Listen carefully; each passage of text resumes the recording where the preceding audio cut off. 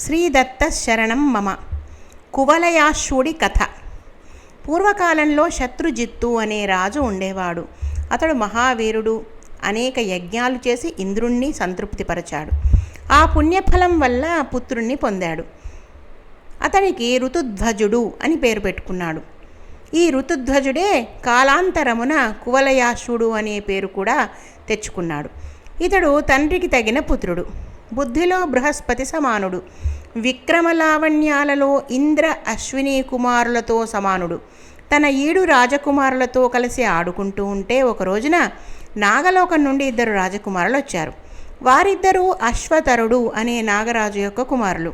వారు బ్రాహ్మణ బాలకులుగా వచ్చి ఋతుధ్వజునితో కలిసిమెలిసి తిరుగుతూ ఆటపాటలలో భాగస్వాములయ్యారు. ఋతుధ్వజునితో వీరికి గాఢమైన స్నేహం ఏర్పడింది. రోజూ వీరు నాగలోకం నుండి వచ్చి వెళుతూ ఉండేవారు. చివరికి వీరి స్నేహం ఒకరిని వదలి ఒకరు ఉండలేని పరిస్థితి ఏర్పడింది. అందువలన ఒక్కొక్కసారి వారిని తిరిగి వెళ్ళనివ్వడం లేదు.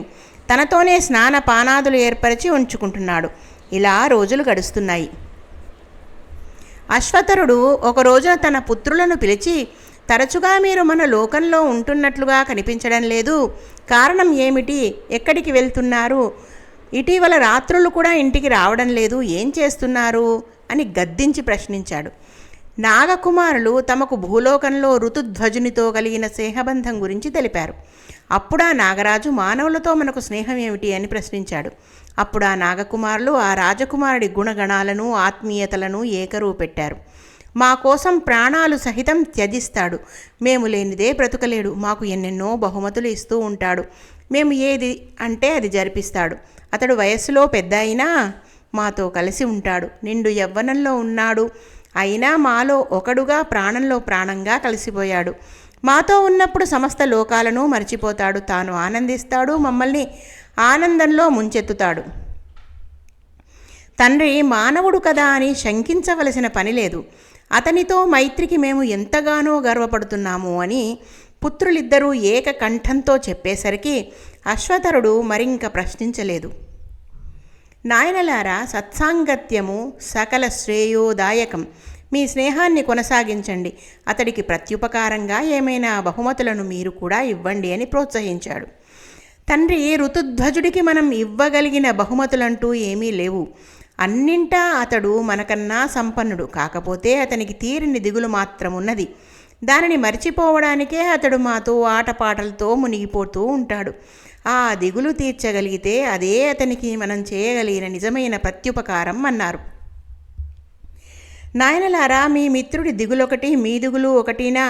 తప్పక తీరుద్దాం. శక్తి వంచన లేకుండా ప్రయత్నిద్దాం. అసలు ఆ దిగులేమిటో చెప్పండి అన్నాడు నాగరాజు. జనక, మా మిత్రుడు వివాహితుడు. మదాలస అతని భార్య ఒక గంధర్వరాజ కుమారి, సౌందర్య రాశి. ఒక రాక్షసుడి వంచనకు గురి అయి హఠాత్తుగా మరణించింది. అప్పటి నుండి ఋతుధ్వజుడు ఆమెనే తలచుకుంటూ పునర్వివాహమునకు మనసొప్పక కఠినమైన బ్రహ్మచర్యంతో గడుపుతున్నాడు. మాతోడిదే లోకంగా మెలుగుతున్నాడు. దిగులు మర్చిపోతున్నాడు. తండ్రి, ఆ దిగులును తీర్చగలమా అన్నాడు. పుత్రులారా, మనం తప్పక తీర్చగలం. ముందు ఆ రాక్షసుడు ఎవరు, ఎలా వంచాడు, ఆ వివరాలు చెప్పండి అన్నాడు. తండ్రి, మాకు తెలిసింది చెబుతాము, ఆలకించండి. గాలవుడు అనే మహర్షి పేరు మీరు వినే ఉంటారు. అతడు మహాతపస్వి. ఎక్కడో ఆశ్రమంలో శిష్య బృందంతో ఇతర మునిగణాలతో కలిసి తపస్సు చేసుకుంటూ ఉండేవాడు. ఒక రోజున ఒక దివ్యాశ్వం అధిరోహించి శత్రుజిత్తు మహారాజు దగ్గరికి ఆకాశ మార్గంలో వచ్చాడు. శత్రుజిత్తు మహారాజు ఆశ్చర్యంతో అతిథి మర్యాదలు చేశాడు. గాలవుడు సంతోషించి, మహారాజా, మా ఆశ్రమములో తపస్సులకు రాక్షస పీడ ఎక్కువగా ఉంది. మా తపశ్శక్తిని వినియోగించి ఆ రాక్షసులని చాపాగ్నికి గురి చేద్దామంటే వెనుకటికి విశ్వామిత్రుని వలె తపస్సును వృధా చేసుకోవడం మాకిష్టం లేదు. ఆ రాక్షస పీడను భరిస్తూ మాలో మేమే కుమిలిపోతూ ఉన్నాము. ఒకనాటి మధ్యాహ్నం ఈ దివ్యమైన అశ్వం నా ముందు నిలిచింది. సూర్యుడి రథ అశ్వంలాగా మెరిసిపోతున్న దీన్ని చూసి ఆశ్చర్యంగా నిలబడ్డాను. అంతలోనే అశరీరవాణి వినిపించింది. గాలవా, ఇది దివ్యాశ్వం. దీని పేరు కువలయ. సూర్యుడు నీకు పంపాడు. దీని గమనానికి అడ్డు లేదు. ఇది ఆకాశంలో ఎగురుతుంది, నేల మీద పరిగెడుతుంది. పర్వతాల మీద దూకుతుంది, సముద్రాల్లో ఈదుతుంది, నీటిపైన నడుస్తుంది, పాతాళాలలో కూడా చుట్టి వస్తుంది. ఈ ఉత్తమ జాతి గుర్రాన్ని శత్రుజిత్తు మహారాజు కుమారుడైన ఋతుధ్వజునికి ఇచ్చి రాక్షస సంహారం చేయించుకో అని చెప్పింది. కాబట్టి శత్రుజిత్తు మహారాజా, నీ దగ్గరికి వచ్చాను. నీ పుత్రుని నాతో పంపు. మునిజన సంరక్షణ చేసి వస్తాడు. ఈ దివ్యాశ్వాన్ని అధిరోహించడం వలన నీ కుమారుడికి కువలయాశ్వుడు అనే పేరు స్థిరపడుతుంది అని చెప్పారు. గాలవముని అభ్యర్థనను శత్రుజిత్తు మహారాజు ఆజ్ఞగా అంగీకరించి పూర్వం దశరథ మహారాజు విశ్వామిత్ర మహర్షి వెంట శ్రీరాముణ్ణి పంపినట్లు నేను కూడా మీ వెంట మా చిరంజీవిని పంపిస్తున్నాను అన్నాడు. వెంటనే ఋతుధ్వజుడు తండ్రి పాదాలకు నమస్కరించి దివ్యాశ్వమునకు మ్రొక్కి దాని సకిలింపును అనుమతిగా గ్రహించి అధిరోహించి గాలవునితో సహా ఆశ్రమానికి చేరుకున్నాడు. అక్కడ ఉన్న ముని బృందానికి నమస్కరించి ఆశీస్సులు పొందాడు. ఆ నిమిషం నుంచి జాగరూకుడై ఆశ్రమ సంరక్షణ బాధ్యతలను స్వీకరించాడు. ఒకనాటి సాయంకాలం గాలవుడు మిగిలిన ఋషులు సంధ్యోపాసన చేస్తూ ఉండగా రాక్షసుడు ఒకడు పంది రూపంలో వచ్చి ఆశ్రమాన్ని అల్లకల్లోలం చేస్తున్నాడు. ఋతుధ్వజుడు కువలయాశ్వాన్ని అధిరోహించి ఆ మాయా పందిని వెంబడించాడు. బాణం దెబ్బలు తప్పించుకుంటూ శరవేగంగా పరుగు తీస్తోంది ఆ పంది. కువలయాశ్వుడు వెంటబడి తరుముతున్నాడు. ఎట్టకేలకు ఒక బాణం దాని డొక్కలో గ్రుచ్చుకుపోయింది. అయినా అది లెక్క చేయకుండా పరిగెడుతూ చివరికి అది పాతాళాన్ని చేరింది. రాజకుమారుడు దాని వెంట పాతాళానికి చేరుకున్నాడు. అది ఒక దివ్య భవనంలో ప్రవేశించి అదృశ్యమైంది. కువలయాశ్వుడు ఆ భవనమంతా వెతికాడు గాని ఆ మాయాపంది జాడ కనిపించలేదు. కానీ ఒక ద్వారం వద్ద ఒక కాంతామణి కనిపించింది. కువలయాశ్వుడికి సందేహం వచ్చింది. రాక్షసుడే ఆమె రూపాన్ని ధరించాడేమోనని, ఆమె రాక్షసుడేనని సంహరిస్తే ఒకవేళ కాకపోతే స్త్రీహత్యా పాతకం చుట్టుకుంటుందని అడిగి చూద్దామని గంభీర స్వరంతో ఇలా అన్నాడు. నారీ, నీవు ఎవరు? ఈ దివ్యమందిరం ఎవరిది? నీవు ఇక్కడ ఎందుకున్నావు? ఆ అమ్మాయి నోట ఏ ఉలుకు పలుకు లేదు. ఒకసారి కువలయాశ్వుని ఎగాదిగా చూసి కనురెప్పలు టపటపా ఆర్పి భవనం పైభాగానికి మెట్ల మీదుగా తుర్రుమని జారుకుంది. కువలుడు కూడా సౌధాగ్ర భాగం చేరుకున్నాడు. గుర్రం దిగాడు. ఆ సుందరి వెంట తాను కూడా సౌధ అగ్ర మందిరంలోనికి ప్రవేశించాడు పరుగున. అది ఒక పాలరాతి మందిరం. విశాలంగా ఉంది. స్తంభాల మీద అపూర్వ శిల్ప సంపద ఉట్టి పడుతోంది. ఆ మందిరంలో ఎక్కడ వాలిన చూపు అక్కడే నిలిచిపోతోంది. అంటే అంత అందంగా ఉంది. మందిర మధ్య భాగంలో బంగారు వేదిక, దాని మీద హంసతూలిక తల్పము, దాని చుట్టూ ఉల్లి పొరల్లాంటి తెల్లని దివ్యాంబరం గొడుగులా వేలాడుతోంది. ఆ తెరలోని ఒక వేదికపై ఒక సుందరి తెల్లని మబ్బుల్లో చందమామలా దోబూచులాడుతోంది. పరికించి చూశాడు. కళ్ళి చెదిరిపోయే సౌందర్యం ఆమెది. మన్మధుణ్ణి విడిచి వచ్చిన రతీదేవిలా ఉన్నది. పాతాళ లోకాధిదేవత కాబోలు అనుకున్నాడు ఋతుధ్వజుడు. ఆమె కువలయాశ్వుని చూడగానే తల్పందిగి తల వంచుకొని ఒయ్యారంగా నిలబడింది. కుడికాలు పైన బరువు నానించి ఎడమకాలి బొటన వేరెలతో నేలను రాస్తోంది. ఎడమ చేతితో కమలాన్ని కుడి చేత్తో సుతారంగా పొదివి పట్టుకుని పావురం వీపు నిమిరినట్లుగా కమలం రేకులు ముడుచుకునేలా కలుపుతోంది. కడగంటి చూపులు విసురుతోంది. ఆమె చూస్తుంటే సిగ్గుతో ఉన్నట్లుగా ఉంది. అతడు చూస్తుంటే కన్నులు దించుకుంటోంది. చూపులు కలిస్తే కలవరంతో కన్నులు దించుకుంటోంది. ఆమెకు తెలియకుండానే పెదవులపై చిరునవ్వులు విరుస్తున్నాయి. బుగ్గల్లో గులాబీ రేకులు విప్పుకుంటున్నాయి. ఋతుధ్వజునిలో అభిలాష మొదలైంది. 2 అడుగులు ముందుకేశాడు.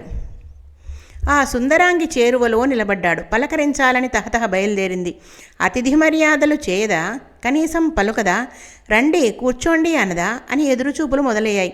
అతడు చేరువకు వస్తున్న కొద్దీ ఆ లావణ్యవతిలో కళవెళ బయలుదేరింది. కువలయాశ్వుడి ముఖంలోకి ఒక్కసారిగా చూచి వెంటనే చూపులు దించుకుంటోంది. ఆమె కన్నుల నుండి 2 అశ్రుబిందువులు హఠాత్తుగా రాలి ఆమె గుండెల మీదకు జారాయి. కువలయాశ్వుడు ఆశ్చర్యంతో నివ్వెరబోయాడు. ఇంతటి సౌందర్య రాశికి దుఃఖమా? ఇన్ని సంపదలుండి కన్నీరా? కారణమేమిటో తెలుసుకోవలసిందే అనుకుని మృదువుగా ఇలా పలకరించాడు. సుందరి, నీవు ఎందుకు దుఃఖిస్తున్నావు? నా రాక నీకు ఇష్టం లేదా? ఇంత అందం ఉండి సంపద ఉండి నీకు కన్నీరేమిటి? ఇంతకు అసలు నువ్వెవరు? నీ పేరేమిటి? నీ తల్లిదండ్రులెవరు? ఈ పాతాళలోక నివాసం ఏమిటి అని ఋతుధ్వజుడు ప్రశ్నిస్తున్నాడే తప్ప ఆమె మాత్రం సమాధానం చెప్పడం లేదు. ఇంతలో ఇంతకుముందు సింహద్వారం దగ్గర కనిపించిన సుందరాంగి వచ్చింది. ఆ యువతులిద్దరూ గుసగుసలాడుకున్నారు. ఇంతకుముందు కనిపించిన సుందరి కువలయాశ్వుడి ఎదురుగా వచ్చి ఇలా అంది: మహావీర, నీకు స్వాగతం. అతిథి మర్యాదలు జరుపని మా అజ్ఞానాన్ని క్షమించు. ఇంతకు మీరెవరు? కిన్నెర కింపురుష గంధర్వులలో ఏ జాతి వాడవు? మమ్మల్ని ఈ నరకయాత్ర నుండి తప్పించడానికి వచ్చిన దేవతవా? ఎవరు మీరు? తెలియజెప్పి మా సందేహ సంకటాలను తొలగించండి. అప్పుడు మాత్రమే నేను కానీ మా రాజకుమారి కానీ నీతో ధైర్యంగా మాట్లాడుతాం అన్నది. ఈ ప్రశ్నలకు కువలయాశ్వుడు ఇలా బదులు చెప్పాడు: సుందరి, సింహద్వారంలో కనిపించిన ఆ ప్రశ్నలకు జవాబు చెప్పకుండా ఇక్కడికి పరుగు పరుగున వచ్చావు. మీకు వచ్చిన ఆపద ఏమిటి? ఎవరు మీ ఇద్దరు అసలు? భయపడకండి, నేను రాక్షసుని కాను, దేవతను కాను, సామాన్య మానవుణ్ణి, రాజకుమారుణ్ణి, శత్రుజిత్తు పాలుడి కుమారుణ్ణి. మీ వివరాలు తెలియజేయండి, చేతనెంత సహాయం చేస్తానో అన్నాడు. మళ్ళీ సుందరాంగులిద్దరూ చెవులు కొరుక్కున్నారు. పరిచారికలాగా కనిపిస్తున్న ఈ సుందరి యువతలకు వచ్చి ఇలా అంది: రాజకుమార, విశ్వావసు పేరు నీవు వినే ఉంటావు. గంధర్వరాజు, వారి గారాల కూతురు ఈమె. పేరు మదాలస. నేను ఈమె ఇష్ట సఖిని. నన్ను కుండల అంటారు. మాది పాతాళలోకం. ఇది ఒక రాక్షసుని భవనం. వాడి పేరు పాతాళకేతువు. వీడి తండ్రి పేరు చంద్రకేతువు. వాడు రాక్షసుడే. గంధర్వలోకంలో ఉద్యానవనంలో హాయిగా విహరిస్తున్న ఈ మదాలసను నన్ను ఈ పాతాళకేతువు తన తమో విద్యను ఉపయోగించి అపహరించి తెచ్చి ఇక్కడ బంధించాడు. మదాలస తనను వివాహం చేసుకోవాలట. ఎంతగానో ఒత్తిడి చేస్తున్నాడు. అన్ని ఉపాయాలు పన్నుతున్నాడు. ఈమె తిరస్కరిస్తోంది. అయినా ఆ మూర్ఖుడు పట్టు వదలడం లేదు. రేపు త్రయోదశి నాడు బలవంతంగానైనా పెళ్లి చేసుకుని తీరుతానని నిన్ననే బెదిరించి వెళ్ళాడు. మదాలస భయపడి ప్రాణత్యాగానికి సిద్ధమయ్యింది. ఇంతలో కామధేను ప్రత్యక్షమై ఆమెను వారించింది. మదాలస, తొందరపడకు. ఈ రక్కసుడు నిన్ను వివాహం చేసుకోలేడు. ఈరోజే వీడికి మరణం నిశ్చయమయ్యింది. కాసేపట్లో వీడు భూలోకానికి వెళ్తాడు. అక్కడ ఒక ముని ఆశ్రమంలో అలజడి సృష్టిస్తాడు. అప్పుడు ఒక రాజకుమారుడు వీడిని బాణంతో కొడతాడు. ఆ మహావీరుడే నిన్ను వివాహం చేసుకుంటాడు అని తెలిపింది. ఎక్కడి పాతాళలోకం, ఎక్కడి భూలోకం అని ఆశ్చర్యపడకు. రేపటికంతా నీకే తెలుస్తుంది అని కామధేను ఇలా ధైర్యం చెబితే మా రాజకుమారి ఆత్మహత్యా ప్రయత్నం నుండి విరమించుకుంది. సింహద్వారం దగ్గర నీ ప్రశ్నలకు నేను బదులు పలకలేదు, క్షమించు. నురుగలు కక్కుతూ పంది రూపంలో పారిపోయి వస్తున్న పాతాళకేతువును చూశాను. వాడి డొక్కలో నాటుకున్న బాణాన్ని చూశాను. కామధేను నిన్న చెప్పిన మాటలు ఈరోజే నిజమైపోతున్నాయనే సంబరంతో ఈ శుభవార్తను మదాలసకు చెప్పాలనే ఉత్కంఠతో మెట్ల వెంట సౌధాగ్రం మీదికి పరుగులు తీశాను. నిన్ను నీ ప్రశ్నలను పట్టించుకోలేదు. అవును, నేను మెట్లు ఎక్కి వచ్చేలోగానే నీవు సౌధాగ్రం చేరుకున్నావే. అంత వేగంగా ప్రయాణించే శక్తి నీకెలా వచ్చింది? మానవ మాతృన్నంటున్నావు. ఇది ఎలా సాధ్యం?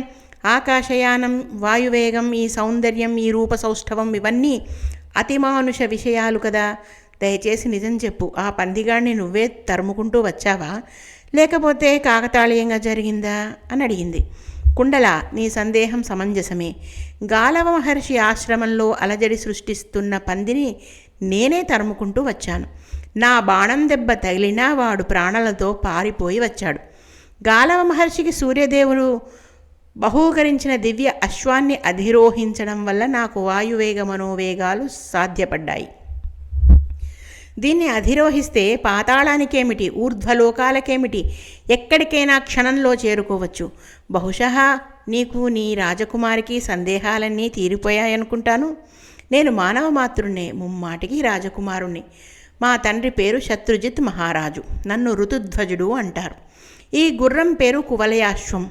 దీన్ని అధిరోహించడం చేత నన్ను కువలయాశ్వుడు అని కూడా ఆశ్రమవాసులు అన్నారు అని చెప్పాడు. ఉన్నట్టుండి మదాలస బుగ్గలు ఎరుపెక్కాయి, కన్నులు చెమరించాయి. కన్నుల్లో చూపుల్లో ఒక బెదురు తొంగి చూసింది. ప్రథమ సందర్శనంలో అంకురించిన అభిలాష ఇప్పుడు పల్లవించింది. అతను ఎదుట నిలబడలేకపోతోంది. అలాగని వెళ్ళిపోనూ లేకపోతోంది. ఈ అవస్థను గుర్తించింది కుండల. రాజకుమారుడు వైపు సాభిప్రాయంగా చూసి నవ్వింది. రాజకుమార, కామధేనువు చెప్పిన మహావీరుడవు నీవే. నీ చేతిలో పాతాళకేతువు సంహరింపబడతాడు. మా మదాలస తపస్సులు ఫలించాయి. మేము గంధర్వులం. అమంత్రకమైన గాంధర్వ వివాహం మాకు పరిపాటి. ఈ దివ్యాశ్వం మీద అధిరోహింపజేసి మదాలసను మీ రాజ్యానికి తీసుకువెళ్ళు. కావలసి వస్తే అక్కడ మీ పద్ధతిలో వివాహం జరిపించుకో అని తెలిపింది. కుండల, నీవంటున్న ప్రతి మాట నాకు సమ్మతమే. నా మనసులో మెదులుతున్న ఊహలనే నీవు పలుకుతున్నావు. కానీ నాదొక చిన్న అభ్యంతరం. మీరు గంధర్వులు. గాంధర్వ వివాహం మీకు శోభిస్తుంది. మేము మానవులం కాబట్టి సమంత్రకంగానే మాకు వివాహం జరగాలి. అదీగాక నేనింకా తండ్రి చాటు బిడ్డనే. తల్లిదండ్రుల అనుమతి లేకుండా వివాహం జరపడం నాకు అంతగా నచ్చదు. ప్రస్తుతం గాలవ మహర్షి అధీనంలో ఆశ్రమ రక్షకుడుగా ఉన్నాను కాబట్టి వారి అనుమతి కూడా నాకు అవసరం. కువలయాశ్వ, మదాలసను వివాహమాడం ఇష్టమేనన్నావు, అది చాలు. మిగతా అభ్యంతరాలు నేను తీరుస్తాను. కుల గురువులు పితృసమానులని శాస్త్రం చెబుతోంది. నా యోగశక్తితో మీ కుల గురువులు తుండిల మహర్షిని ఇక్కడికి రప్పిస్తాను. వారు మీ కులాచారం ప్రకారం సమంత్రకంగా వివాహాన్ని జరిపిస్తారు. దీనితో నీ అభ్యంతరాలన్నీ తొలగిపోతాయి అన్నది. ఋతుధ్వజుడు అందుకు అంగీకరించాడు. కుండల తన యోగమాయాశక్తితో తుండిల మహర్షిని ఆహ్వానించింది. వారు వివాహానికి అవసరమైన వస్తు సామగ్రితో విచ్చేశారు. సమంత్రకంగా మదాలస ఋతుధ్వజులకు అగ్నిసాక్షిగా వివాహం జరిపించారు. దక్షిణ తాంబూలాదులు స్వీకరించి తమ ఆశ్రమానికి వెళ్ళిపోయారు తుండిల మహర్షి. కుండల కూడా నవదంపతులను ఆశీర్వదించి తన గంధర్వ నగరానికి తాను వెళ్ళిపోయింది. పంది రూపంలో పారిపోయి వచ్చిన పాతాళకేతువు తన సోదరుడు తాళకేతువుతో మంతనాలు జలిపి రాక్షస మహాసైన్యాన్ని సమకూర్చుకుని తాను మదాలసను బంధించి ఉంచిన సౌధం దగ్గరికి వచ్చాడు. తనను వెన్నంటి తరుముకుంటూ వచ్చిన కువలయాశ్వుడు అక్కడే కదా ఆగిపోయాడు. ఒంటరిగా దొరుకుతాడు. సైన్యంతో చుట్టుముట్టి మట్టు పెడదామని ఆశించి వచ్చాడు. మదాలసను తన దివ్య అశ్వం మీద ఎక్కించుకుని భూలోకానికి బయలుదేరిపోతున్నాడు కువలయాశ్వుడు. సరిగ్గా అదే సమయానికి పాతాళకేతువు సైన్యంతో వచ్చిపడ్డాడు. జాగ్రత్తగా కూర్చోమని మదాలసను హెచ్చరించి కువలయాశ్వుడు ధనుష్టంకారం చేశాడు. ఆ దివ్యాశ్వం మీద అనూహ్యమైన వేగంతో అనూహ్యమైన దారుల్లో మెరుపు తీగలా తిరుగుతూ మొత్తం దైత్య మహాసైన్యాన్ని అవలీలగా సంహరించాడు ఋతుధ్వజుడు. పాతాళకేతువును ఖండించి విజయశంఖం పూరించాడు. తాళకేతువు తన అనుచరులు మరికొంతమందితో పలాయనం చిత్తగించాడు. మదాలస సహితుడే కువలయాశ్వుడు భూలోకానికి వచ్చి గాలవ మహర్షికి నమస్కరించి పాతాళకేతు వధను వివరించి ఆశీస్సులందుకుని తన రాజధానికి వెళ్ళిపోయాడు. కువలయాశ్వానికి తగిన విడిది ఏర్పాటు చేయించాడు. తల్లిదండ్రులకు ఆ నవదంపతులు పాదాభివందనం చేసి దీవెనలందుకుని అంతఃపురంలో ప్రవేశించారు. రాజభోగాలు అనుభవిస్తూ శృంగార క్రీడా విలాస వినోదాలతో మురిసిపోతూ జీవిస్తున్నారు. శ్రీదత్త శరణం మమ.